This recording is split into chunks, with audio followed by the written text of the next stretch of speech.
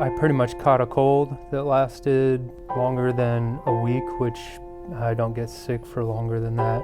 They did an x-ray, found the mass in the center of my chest and around some other organs, and they called me right back and said, these are tumors, we're thinking lymphoma.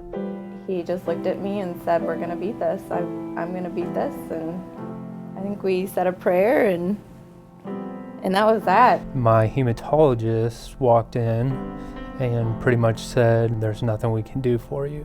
Within a couple hours, I was on a medical airlift. This is the place for lymphoma, specifically to what Jeff had. She's like, I'm not just gonna help them by putting some money in an account. Like, I'm going to tell them where they need to go.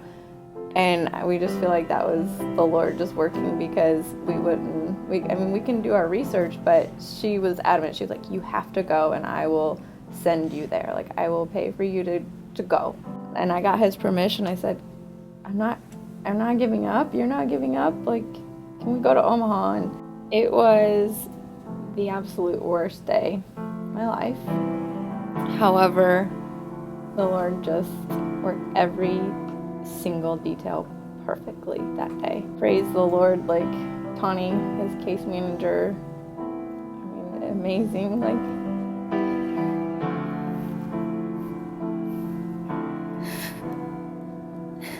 sorry. The whole day, like I said, was hard, but everything just worked out perfect. I'll never forget the morning Shauna called me.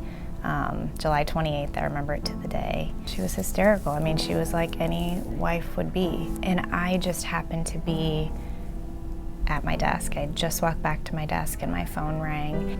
I just said, we'll get you here. We'll get you here today. We got the medical flight and there's a room available, and Dr. Bose called me on the phone because I wanted to come out here, and she said, bring him out. Like, she didn't give up on him.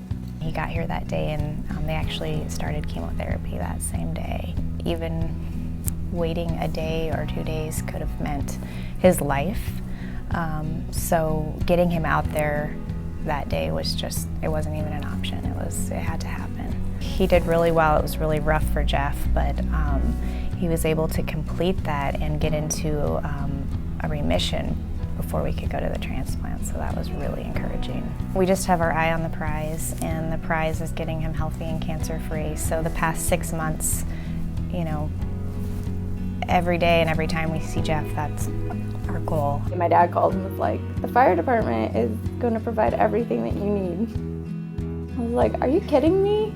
They came, and I mean, it was just, I wish I could have just captured the feelings and emotions. It was just incredible. They brought everything that we needed and more, like provisions and abundance. I couldn't have done this without her. She's meticulous. She hears everything. She has questions that I don't have. We have a binder that's stuffed to the max. I think the zipper is going to break, but that's all of her notes that she took in doctor's offices. She's more than just my wife. She's an extremely awesome caretaker, and I'm really happy to have her here. Thank you. My biggest hope every week is that, and every day, that I can give a little bit of hope to someone who's on that other side, that where I was before.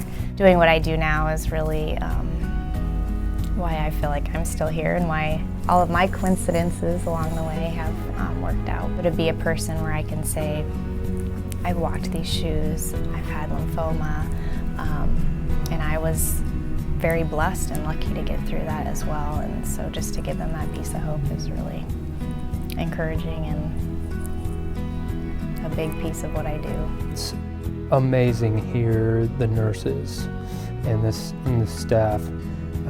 We'll be walking down the hall, and you know, we might pass somebody and they're like, hey, you look great, Jeff. And I'm like, I don't remember who you are, but they remember you, and they may have only seen you once.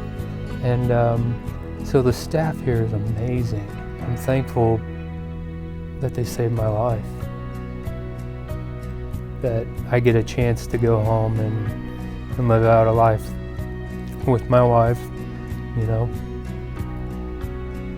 and hopefully have some kids, have a family.